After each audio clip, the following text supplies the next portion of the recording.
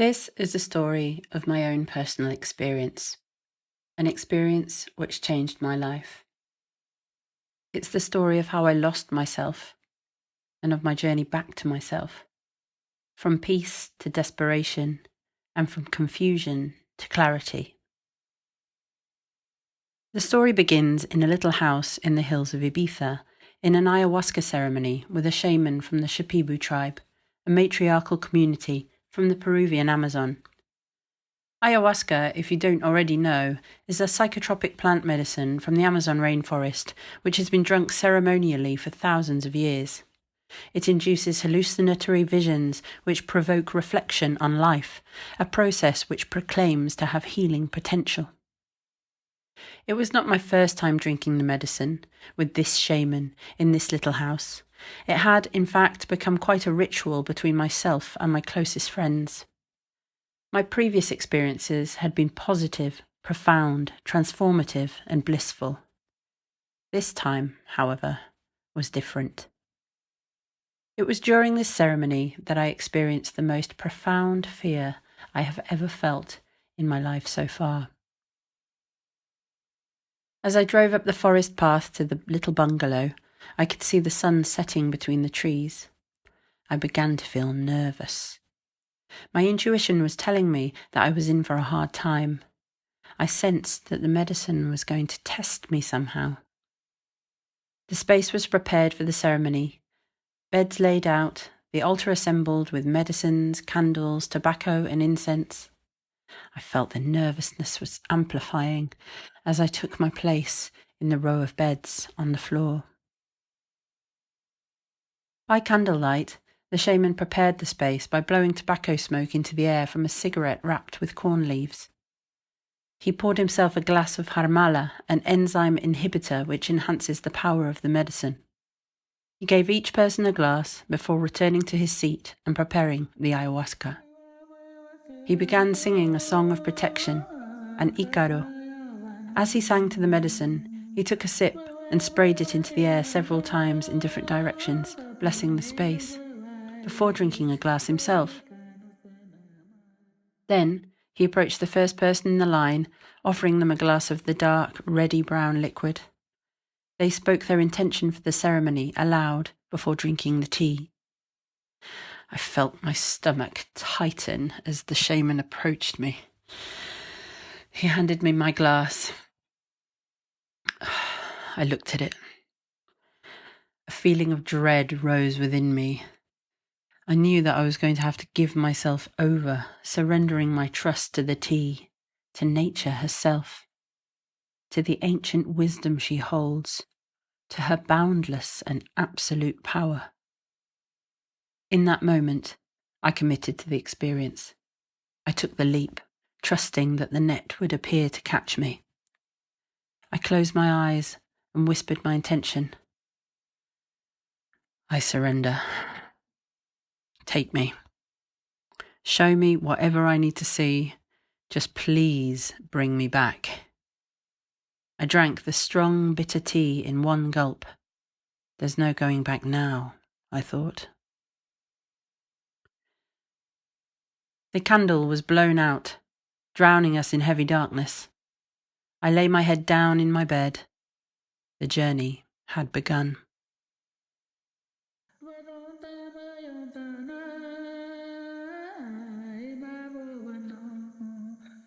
The shaman began to sing, opening the ceremony, painting a picture of our inner forests through his songs, calling the plant spirits to awaken the spirit of the grandmother serpent, ayahuasca. I felt the medicine twist my insides, the bitter taste still on my lips as the Ícaros flowed into the air. I felt the ancient sounds surround me, noticing how they were strangely familiar, as if a distant memory was being awakened from within me. From my inner world, the visions stirred, as if being pulled to the surface by the song. Suddenly, the song broke. Silence. I heard some fumbling, then a loud retch as the shaman vomited violently. This seemed to go on for ages. All my senses were completely tuned into what was happening. Doubt descended upon me. I realized that the shaman was not in control. I felt as if we were on a ship approaching a wild storm, helpless to fight it, destined to doom. As I lost faith, the visions took hold. Inspired by the despair I felt, I saw distressing scenes from my past flashing before me. Snapshots of pain that I had caused. Waves of shame engulfing me, I was forced to witness, to embody, to digest the pain that I had caused to others. Memories long buried, people long since out of my life, resurfaced and held up for me to face. Old wounds ripped open mercilessly. My stomach churned with shooting pains as the visions flashed relentlessly in my mind's eye until blurred in a chaotic scramble of sensation. I felt myself drift. I was leaving my body. The song became more distant as my being was mangled into fragments, my sanity slipping away, merging into the infinite. In a terrifying crescendo, everything fell silent.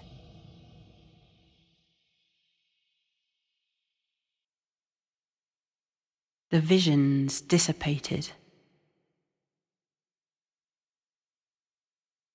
I was completely surrounded by darkness, dense silence and darkness. I was no longer physical, stripped back to nothing. I was, but at the same time, I wasn't. Confusion turned to despair as I realized I had absolutely no recollection of who or what I had been. I had completely forgotten everything. All of my experiences, all concepts and ideas, gone. My life, my identity, my family, the world, everything was gone. I knew that there had been something, that I had been something. But I had no thoughts, no references, no memories. Everything I had ever known had been wiped clean. All that was left was the darkness, my awareness, and fear. The fear began to permeate everything, as if densifying the darkness even further.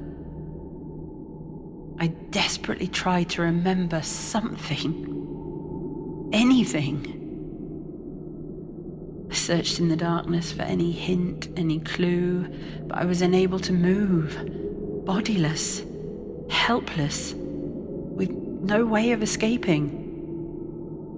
The fear amplified into pure terror, a fear so dense and overwhelming that the pressure could be felt saturating the very matrix of existence. I became hysterical. The harder I tried to remember, the more I became lost in the fear. Confusion, my reality. Fear, my only companion, my only anchor in the darkness. I endured it, paralyzed in my awareness as the fear distorted into some sort of entity. Like a lost puppy, I turned to it for solace. I grappled at it for answers, tried to lean into it for support, but I found only torturous rejection. There was no end, no way out, and no hope. Everything was gone. Everything was transformed. Everything was nothing. I, myself, me, nothing. Stretching out to infinity.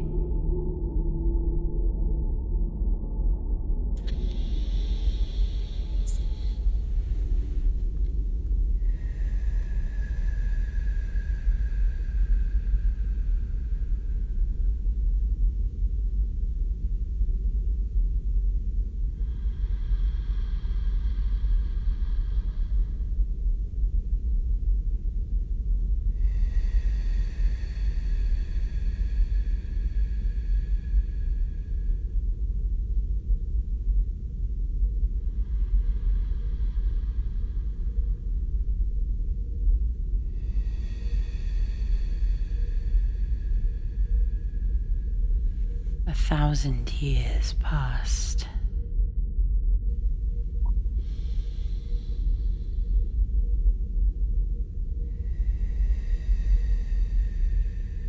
Then 1,000 more.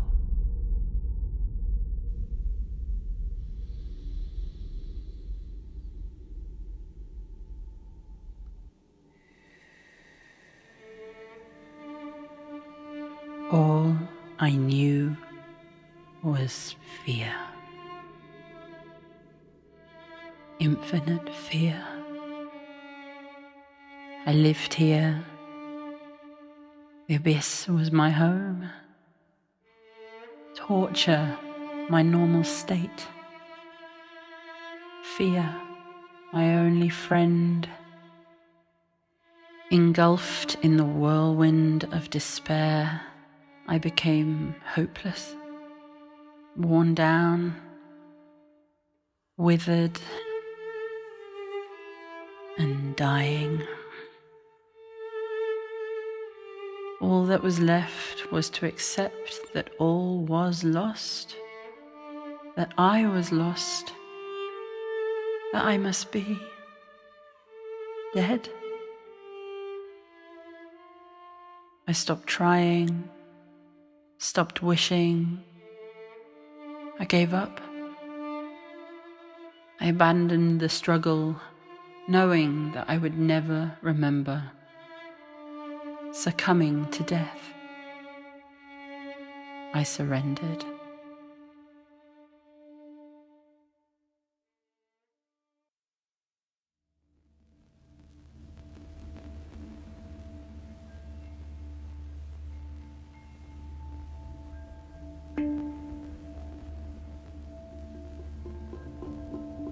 Leaning in with relief.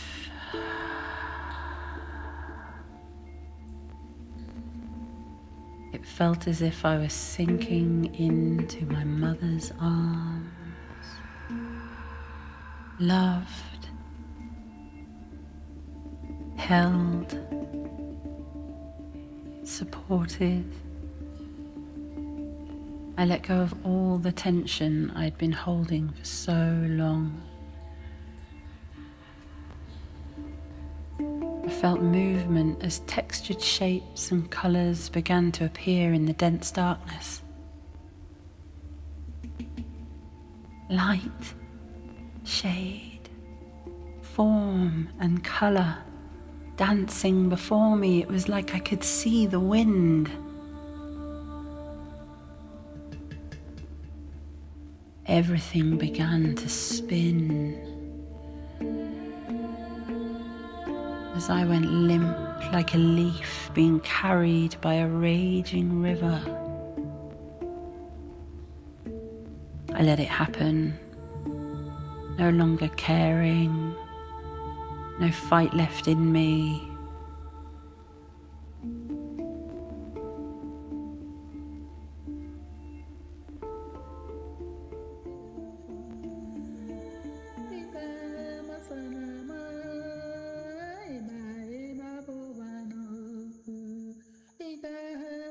my senses began to return.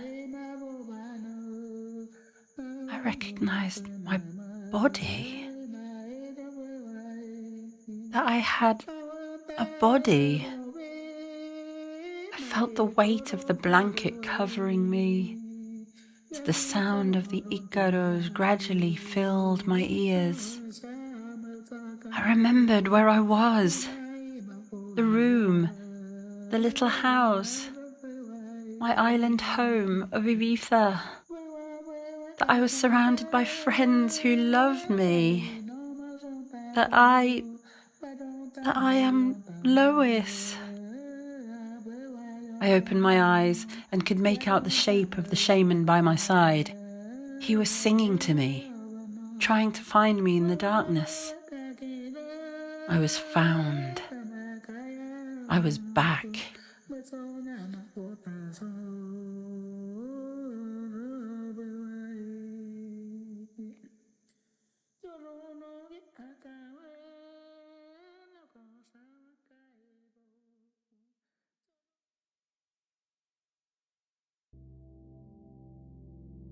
Although my life had, on the surface, returned to normal, underneath my perception was tainted, spoiled, stained.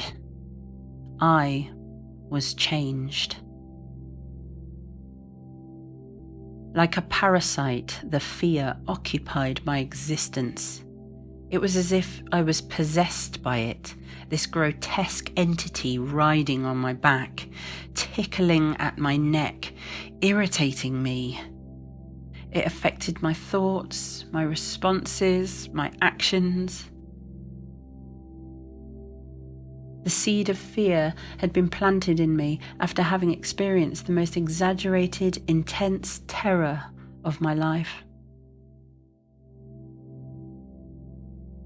My fear baseline had risen so much that relatively minor obstacles seemed impossible to get over. Where I had felt nervous occasionally, like when making big decisions or meeting people for the first time, now I would instantly relive the terror that I had experienced in the abyss. I started to have emotional meltdowns. I would be mid-conversation with someone when, all of a sudden, my stomach would turn as panic and dread would flood my body, paralyzing me in fear. I was helpless to stop it, and I felt really embarrassed.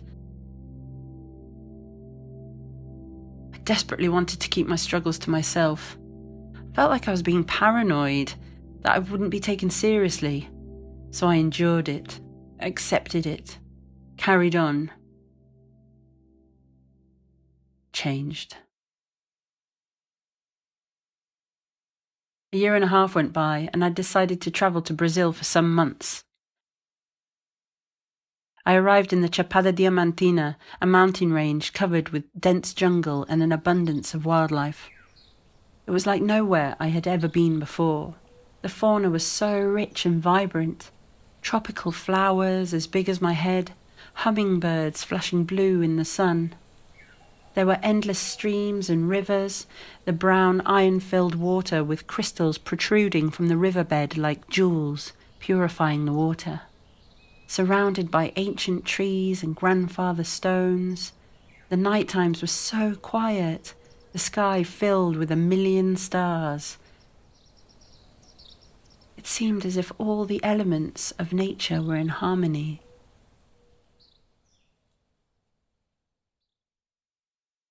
I met a group of people, international travellers with one thing in common, exploring Brazil.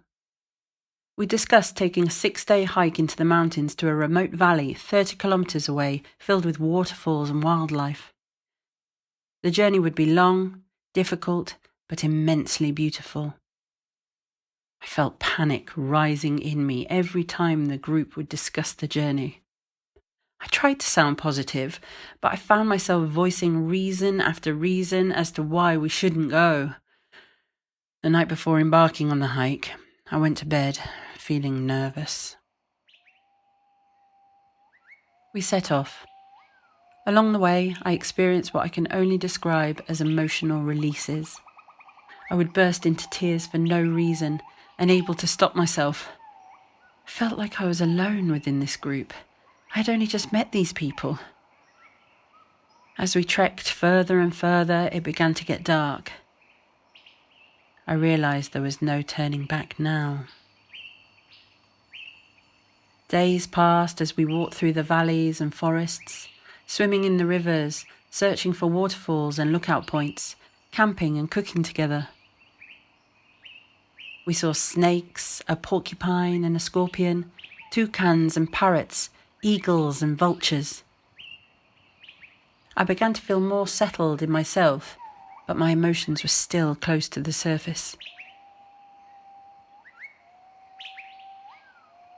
One morning, we came upon the tallest, widest, most magnificent waterfall I have ever seen. It was truly a sight to behold.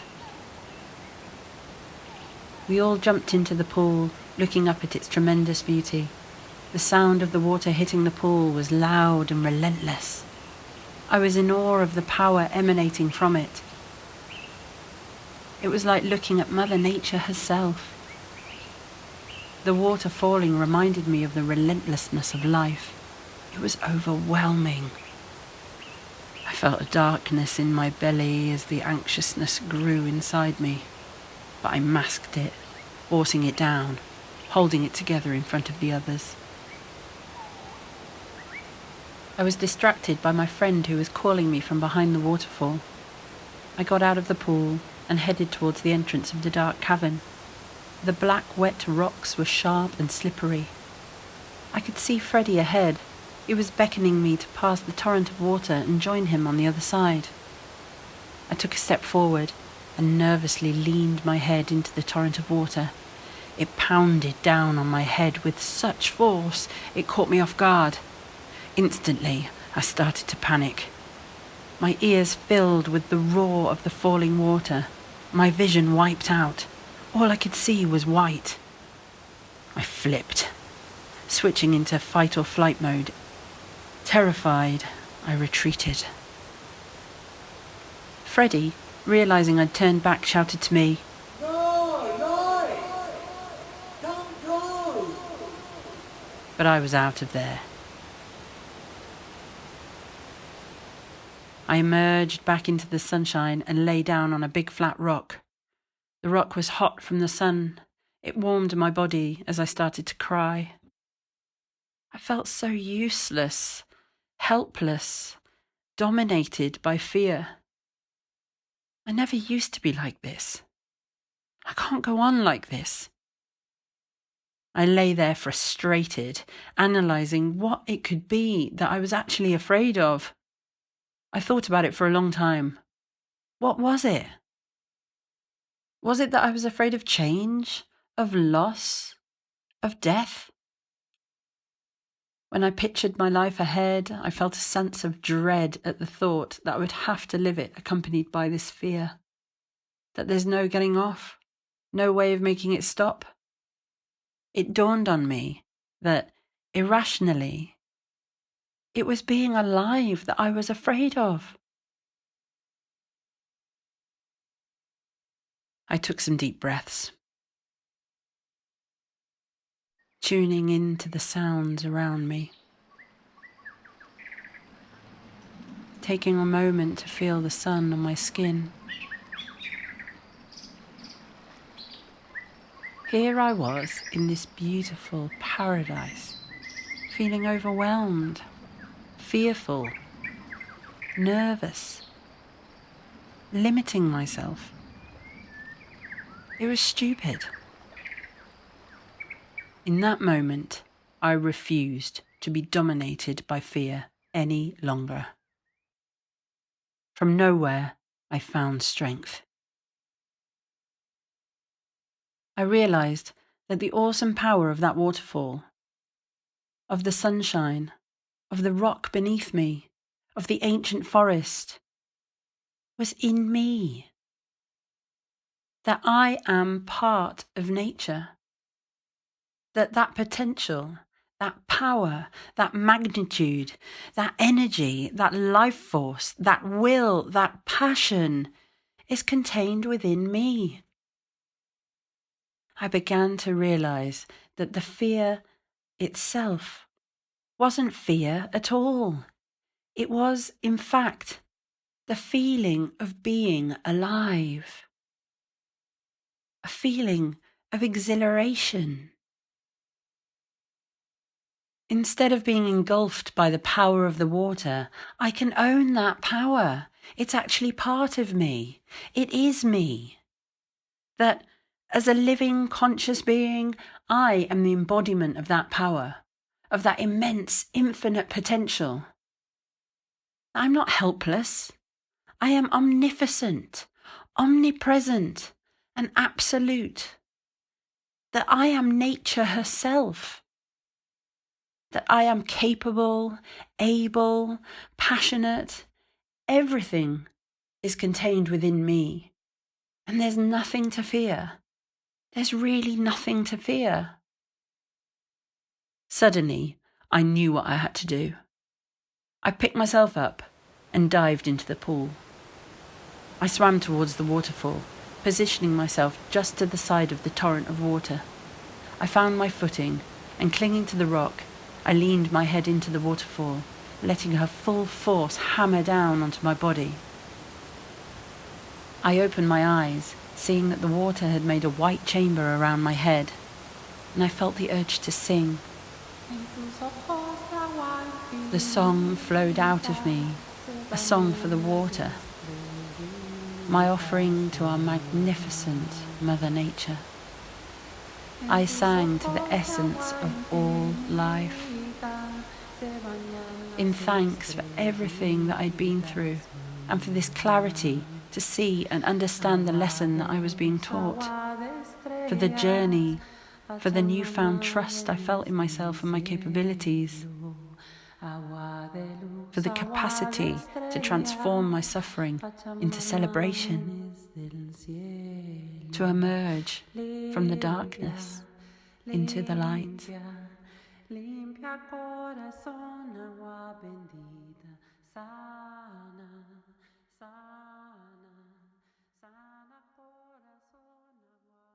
This experience has helped me notice how, when we feel vulnerable, we limit ourselves, we limit our lives, we try to control our surroundings, mitigating risk, controlled by fear of the unknown. But these limitations we put on ourselves can have an adverse effect on us.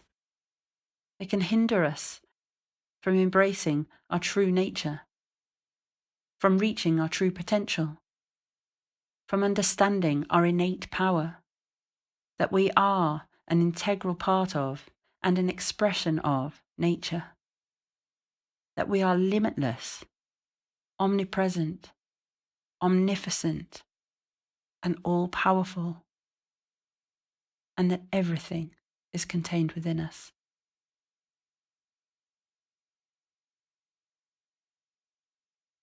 Thank you for listening to my story.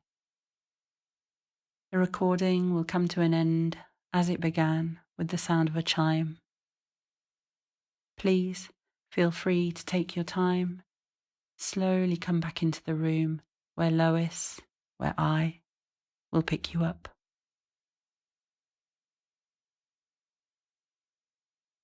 Thank you for taking the time to witness, to experience, and to form part of my story.